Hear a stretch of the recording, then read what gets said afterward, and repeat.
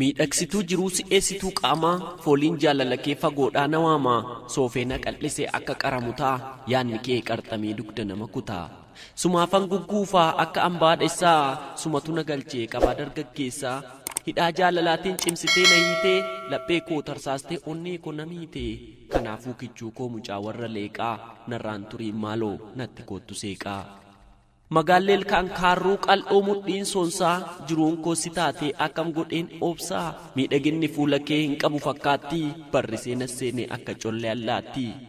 akkuma na seeneenis onnee kiyya tararee akka abaaboo birraana keessatti daraaree ulfinaan badhaafamee simboof naatoo kuufatee mi'aawaa damma caaluun onnee korra buufatee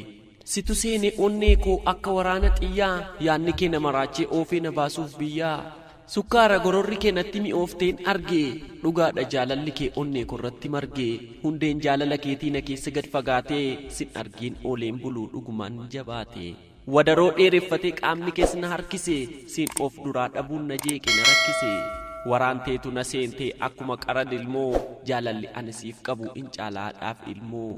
situ hoogganee jira keessa koo fidda dhiigaa si malee ooleen bulu sima barbaachan fiigaa sekondiif sirraa siqnaan an waa'ee makee yaada dhibee qabaadheef miti yaaduma keefan aadaa gaafa ayyaana waggaas ormi basha'ee koora ani immoo barbaacha kee qarree gubbaarran joora jaalala kee yoon ibsu hundumaa lafa kaa'ee akka dhagaa bu'uuraa onnee kiyyarra taa'ee yaanni kees kochoo ta'ee samiirra na kaachisaa abjuudhaan fuudhee ba'ee bineensa na nyaachisaa si dhabnaan natti ka'a waraansi lafee ceekuu ati koo anis keetii kanadha kanan beeku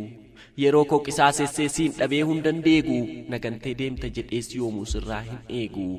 uumama dinqisiisaan tottolfamtee kuulamtee ittuma yaadamteetu anaaf jecha uumamte kanaaf ansi kabajaa oolsiif ka'ee teessoorraa sobaaf sosobbaa mitee sin jaalladha keessoorraa. Jaalala kee mo'amee harka koo sitti laadhe nan miidhuun bussudee koo saggoottiyoon si baadhe qabbaneessitu laphee akka jiidha gaaddisaa sin argaa laata jedheen boroo keessa daaddisaa